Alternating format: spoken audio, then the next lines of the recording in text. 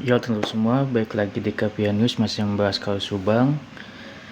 Jadi di sini kita akan bahas kasus Subang terus menerus ya teman-teman. Kita akan bahas jangan sampai kasus Subang ini tenggelam, dan YouTuber Subang pun masih terus untuk update terus ya teman-teman untuk kasus Subang ini.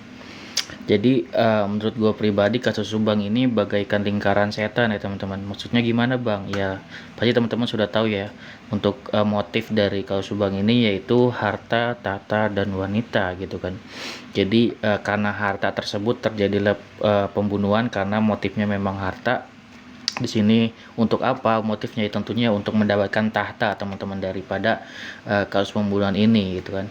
Terus apa motif utamanya apa yang membuat hal ini bisa terjadi, yaitu karena ada dorongan dari wanita teman-teman. Jadi harta, tata, wanita semuanya ini terpenuhi gitu teman-teman, seperti itu. uh, Khususnya kemana bang gitu kan arahnya, tentunya teman-teman sudah mengetahui ya, arahnya itu tentunya ke yayasan teman-teman. Ke yayasan ini sudah jelas dan sudah dibongkar sama Yoris juga, bahwasanya setelah terjadi pembunuhan Ibu Tuti dan Amel, Pak Yosep ini apa ya, memberikan arahan ya, bahwasanya Pak Yosep meminta kepada Yoris untuk menjadikan Danu sebagai bendahara. Terus kemudian ibarat kata Yoris ini ditendang gitu ya, ditendang sama Pak Yosep. Jadi situ udah jelas ya, pasti dia di hati kecil Yoris itu kesel, dan dulu kan dia sering buat kayak status-status gitu kan, bahwasannya ada orang-orang yang mau merebut gitu kan dari yayasan tersebut, dan dia sudah tentunya harusnya sudah tahu dari dulu ya siapa dalang dari pembunuhan ini, karena dia banyak kecurigaan dari awalnya, kayak Pak Yosef tuh ingin tinggal gitu kan, maksudnya untuk Yoris itu pindah tinggal deket dia gitu kan. Waduh, kayak gitu sudah mencoba untuk mendekati.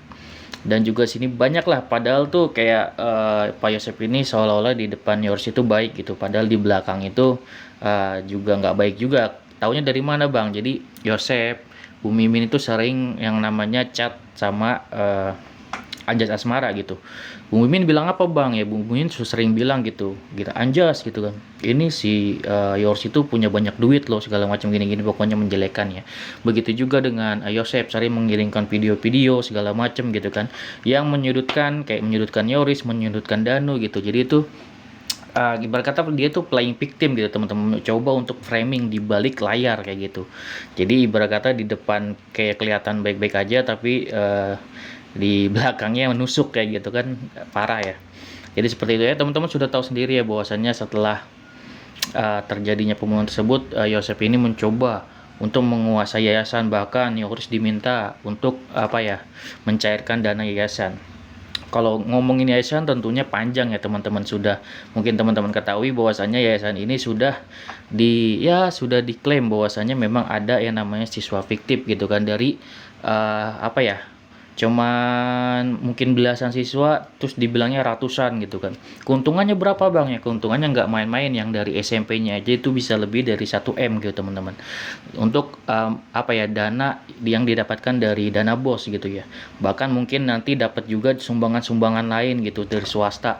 Itu banyak teman-teman uangnya. Makanya kalau misalkan motifnya tidak harta, itu tidak mungkin terjadi yang namanya pembunuhan ini, karena memang duit atau uang yang apa ya, diinginkan ini gede teman-teman gitu, oleh pihak Pak Yosep ini gitu. Seperti itu, emang motifnya sudah jelas banget nih teman-teman gitu. Tinggal ditekanin lagi nih, sebenarnya sih untuk Yosep, untuk Danu itu ada di pihak yang sama, yaitu ingin harusnya sih bisa mengungkap hal ini gitu ya, karena dari Yoris pun sudah mengungkapkan bahwasanya uh, Pak Yosep ini tentunya ingin menguasai, sudah jelas ya teman-teman, dari pengen diatur Danu jadi bendahara segala macem, duit pengen dicairin, Yorisnya ditendang gitu. Ibarat kata semuanya itu sudah jelas gitu alurnya gitu, dari mungkin dia apa ya, dari perencanaan awal nih.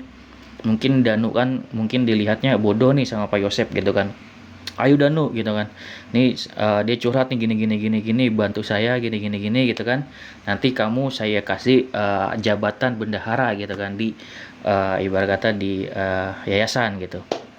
Kita yang penting rencananya sudah ini. Tapi kan mungkin Danu nggak tahu nih apakah emang terjadi pembunuhan atau enggak, karena kan bahasanya emang pengen diberi pelajaran kan, beri pelajaran itu kan mungkin ya apa ya, cuman dipukul atau kayak gimana kan.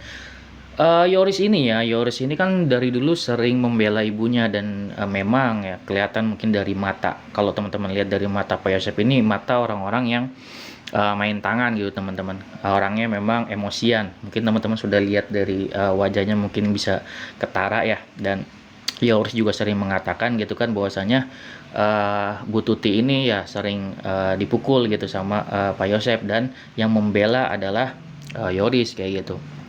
Jadi seperti itu, dan itu sudah jelas banget dari KDRT pun sudah terjadi di awal gitu teman-teman. Kalau misalkan memang terjadi memang pembunuhan itu ya sudah wajar, mungkin karena sudah kekesalan yang terpendam, bahwasanya ada dendam yang sudah di apa ya, sudah tertahan sejak lama kayak gitu. Didukung dengan mungkin Bu Mimin yang mungkin mengompori Pak Yosep gitu kan ya. Jadilah gitu kan, karena Pak Yosep ini ingin harta tahta didukung dengan wanitanya nih gitu yang mengompori gitu.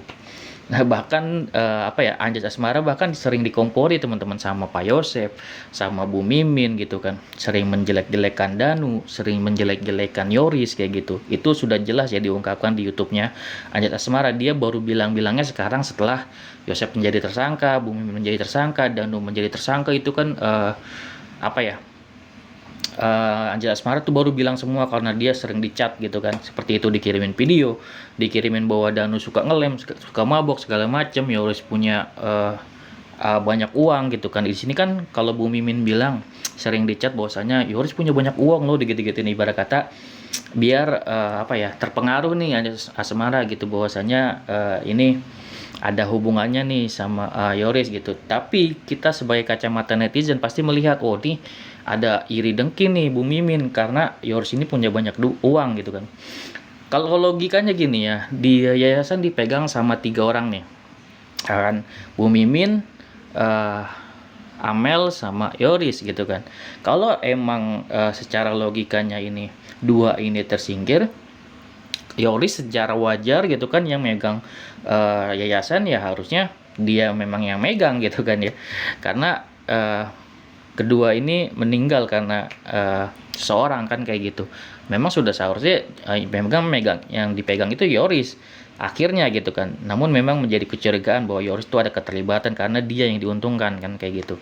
Tapi kenyataannya di sini kan teman-teman lihat sendiri, saat setelah terjadi pembunuhan tersebut, Pak Yosep ini mencoba untuk menguasai gitu kan, yang diminta mencairkan dana, yang diminta untuk Danu menjadi bendahara, bahkan Yoris itu sendiri sudah tidak megang lagi yayasan gitu kan. Itu kan semua permintaan dari Pak Yosep, dia semua yang ngatur. Artinya apa ya, teman-teman sudah bisa tahu sendiri bahwasanya siapa yang ingin menguasai yayasan kayak gitu, sudah jelas. Jadi di sini harta tahta wanita menurut gue bagai lingkaran setan untuk kasus ini, dan semua yang terlibat di yayasan tersebut kemungkinan bisa menjadi penguat atau menjadi bawahan dari Pak Yosep itu sendiri, bahkan saudara-saudara sendiri kayak gitu teman-teman. Jadi hari ini gue pengen bahas banyak ya tentang kasus ini gitu. Ada beberapa hal gitu kan yang dari kemarin gue pengen bahas, cuman gue masih lihat-lihat dulu nih untuk kasus ini kok ya masih itu aja sih yang dibahas gitu. Cuman kita harus memang menekankan bahwasanya secara logika di situ gue pengen nekerin ke teman-teman sih untuk beberapa tema nanti yang akan gue bawain kayak gitu.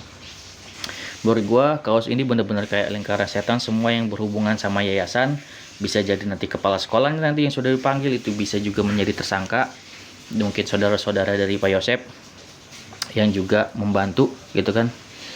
Ya kita lihat nih siapa nih dari pihak yayasan, bahwasanya yayasan ini kan sudah diklaim sama pihak kepolisian terjadi yang namanya siswa fiktif. Itu kan sudah jelas ya teman-teman, itu duitnya nggak sembarangan dari pemerintah gitu. Dan akhirnya di sini yayasannya udah tutup ya, sudah di itu juga ibarat kata dimiskinkan lah ya, ibarat kata dana-dana dari yayasan itu, kalau nggak salah gue dapat infonya senilai 1 M itu sudah ditahan sama pihak kepolisian.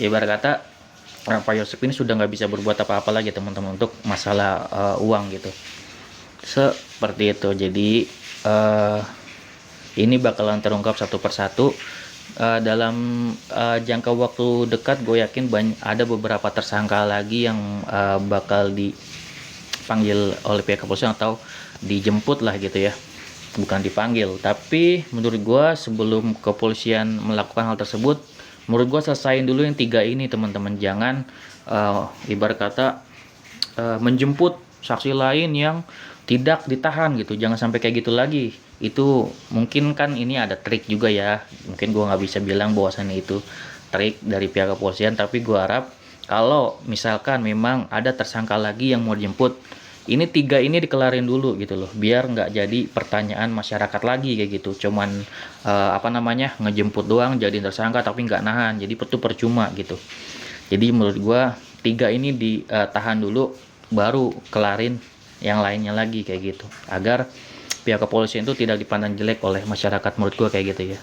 Oke, segitu ya dari gua teman-teman. Silahkan komen ya teman-teman, gua tunggu komentar teman-teman semua mengenai lingkaran setan ini.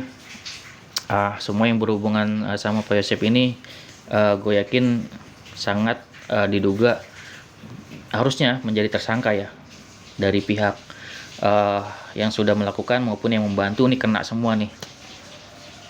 Semoga bermanfaat. Wassalamualaikum warahmatullahi wabarakatuh. See you next video teman-teman.